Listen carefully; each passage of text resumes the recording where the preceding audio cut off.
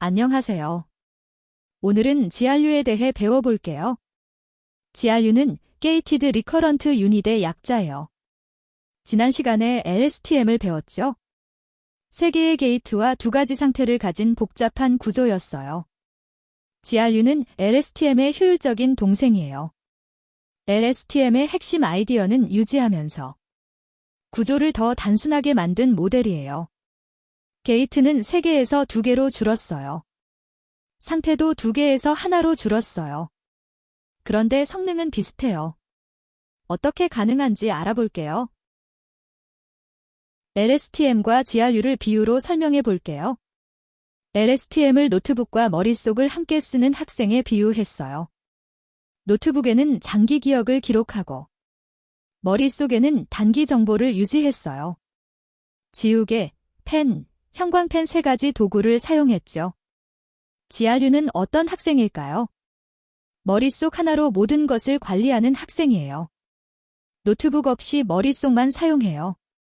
도구도 2개만 사용해요. 리셋 버튼과 블렌딩 슬라이더예요. 리셋 버튼은 과거를 얼마나 참고할지 결정해요. 블렌딩 슬라이더는 옛 것과 새 것을 어떻게 섞을지 결정해요. 도구는 적지만 결과는 비슷하게 좋아요. LSTM과 GRU의 구조를 비교해 볼게요. 먼저 게이트 수를 볼게요. LSTM은 3개의 게이트가 있어요. 망각 게이트, 입력 게이트, 출력 게이트예요. GRU는 2개의 게이트만 있어요. 리셋 게이트와 업데이트 게이트예요. 상태는 어떨까요? LSTM은 2가지 상태가 있어요. 셀 상태와 은닉 상태예요. GRU는 하나의 상태만 있어요. 은닉 상태 하나로 모든 것을 처리해요. 파라미터 수는 GRU가 LSTM의 약 75%예요. 파라미터가 적으면 학습이 빨라요. 메모리도 적게 사용해요. 첫 번째 게이트인 리셋 게이트를 배워볼게요. 리셋 게이트는 디전 기억을 얼마나 무시할까를 결정해요. 영어로는 RT라고 표기해요. 수식을 볼게요. RT는 시그모이드 함수의 결과예요. 이전 은닉 상태와 현재 입력을 함께 계산해요. RT의 값이 0에 가까우면 이전 은닉 상태를 거의 무시해요. 과거를 리셋한다고 할 수 있어요. RT의 값이 1에 가까우면 이전 은닉 상태를 그대로 참고해요. 과거 정보를 많이 활용하는 거예요. 리셋 게이트는 후보 은닉 상태를 만들 때 사용해요.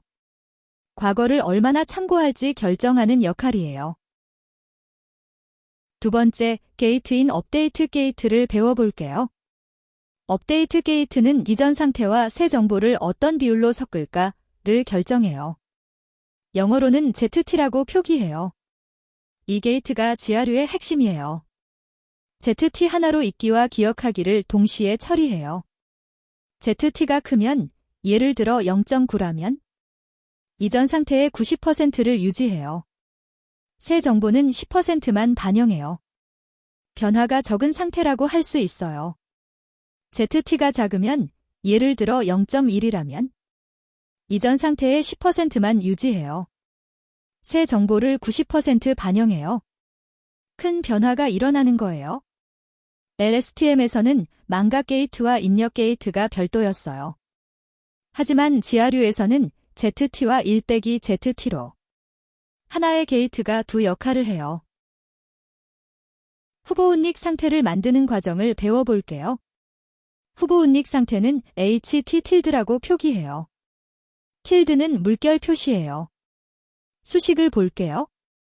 HT-는 탄H 함수의 결과예요. RT 곱하기 이전 은닉 상태와 현재 입력을 사용해요. 여기서 RT 곱하기 이전 은닉 상태가 중요해요.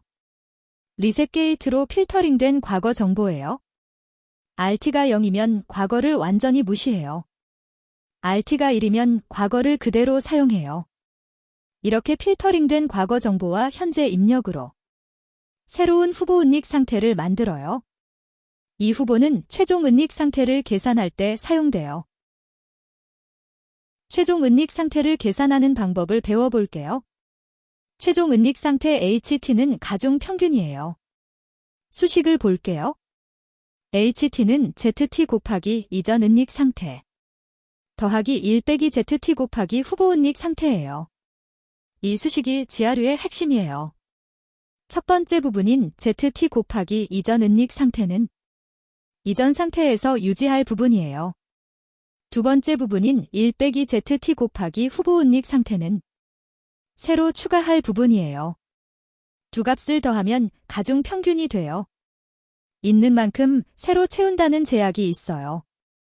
이것이 LSTM과의 핵심 차이예요. 지하류의 전체 흐름을 정리해 볼게요. 입력은 현재 입력 XT와 이전 은닉 상태 HT-1이에요. 첫 번째 단계는 리셋 게이트 계산이에요. RT를 시그모이드로 구해요. 두 번째 단계는 업데이트 게이트 계산이에요. ZT를 시그모이드로 구해요. 세 번째 단계는 후보 은닉 상태 계산이에요. HT tilde를 탄H로 구해요. 이때 리셋 게이트로 필터링된 과거를 사용해요. 네 번째 단계는 최종 은닉 상태 계산이에요. HT는 이전 상태와 후보의 가중 평균이에요. 출력은 새로운 은닉 상태 HT예요. LSTM과 달리 셀 상태가 없어서 더 단순해요. LSTM과 지하류의 게이트 대응 관계를 알아볼게요. LSTM의 망각 게이트 FT는 지하류의 업데이트 게이트 ZT에 해당해요. 둘 다 이전 정보의 유지 비율을 결정해요. LSTM의 입력 게이트 IT는 지하류에서 1 빼기 ZT에 해당해요. 새 정보의 반영 비율을 결정해요. LSTM의 출력 게이트 OT는 지하류에 없어요. 지하류는 은닉 상태를 그대로 출력해요. LSTM의 셀 상태 CT도 지하류에 없어요.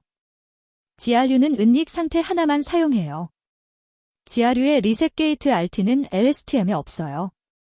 후보 생성 시 과거 참조 정도를 결정하는 새로운 요소예요. 핵심 차이는 LSTM에서 FT와 IT가 독립적이지만 지하류에서는 ZT와 1 빼기 ZT로 연동된다는 거예요. 언제 지하류를 선택하고 언제 LSTM을 선택할까요? 지하류를 선택하는 경우를 볼게요. 첫째, 데이터셋이 작을 때 지하류가 좋아요. 파라미터가 적어서 과적합 위험이 낮아요. 둘째, 빠른 실험이 필요할 때 지하류가 좋아요. 학습 시간이 LSTM보다 짧아요. 셋째, 메모리가 제한적일 때 지하류가 좋아요. GPU 메모리를 적게 사용해요. 넷째, 시퀀스가 비교적 짧을 때 지하류가 좋아요. 100스텝 이하에서는 LSTM과 성능 차이가 거의 없어요. 반면 LSTM은 언제 좋을까요? 매우 긴 시퀀스를 다룰 때 LSTM이 좋아요. 500스텝 이상에서 장기 의존성을 더 잘 포착해요. 또한 데이터가 충분히 많을 때 LSTM이 좋아요. 세 모델을 최종 비교해 볼게요. RNN, LSTM, 지하류예요. 게이트 수를 볼게요. RNN은 게이트가 없어요. LSTM은 3개, 지하류는 2개의 게이트가 있어요. 상태 수를 볼게요. RNN과 지하류는 은닉 상태 하나만 있어요. LSTM은 셀 상태와 은닉 상태 2개가 있어요. 파라미터 비율을 볼게요. RNN을 1배라고 하면 지하류는 3배, LSTM은 4배예요. 장기 기억 능력을 볼게요. RNN은 매우 약해요. 지하류는 양호해요. LSTM은 가장 강해요. 학습 속도는 RNN이 가장 빠르고 지하류가 중간, LSTM이 가장 느려요. 오늘 배운 내용을 정리해 볼게요. 첫째, 지하류는 LSTM을 단순화한 모델이에요. 게이트는 3개에서 2개로 줄었어요. 상태도 2개에서 하나로 줄었어요. 둘째, 2가지 게이트를 배웠어요. 리셋 게이트는 과거 참조 정도를 결정해요. 업데이트 게이트는 옛것과 새것의 혼합 비율을 결정해요. 셋째, 지하류의 핵심 특징을 배웠어요. 있는 만큼 새로 채운다는 제약이 있어요. ZT와 1-ZT가 연동되기 때문이에요. 넷째, 선택 기준을 배웠어요. 작은 데이터와 빠른 실험에는 GRU가 좋아요. 긴 시퀀스와 정교한 제어에는 LSTM이 좋아요. 다음 시간에는 텍스트 전처리를 배워요. RNN에 텍스트를 입력하는 방법을 알아볼게요.